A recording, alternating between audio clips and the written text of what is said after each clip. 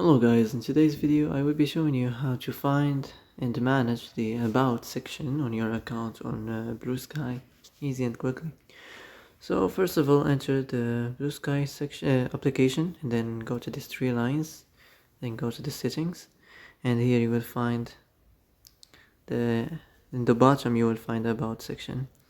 So as you see here, you find the terms of service, the privacy policy, status page, the system log, and that's it. Now you can manage it as you like. You can go if you wanna find out about the terms of service or the privacy policy. So that's it. That's how to find the About section easy and quickly.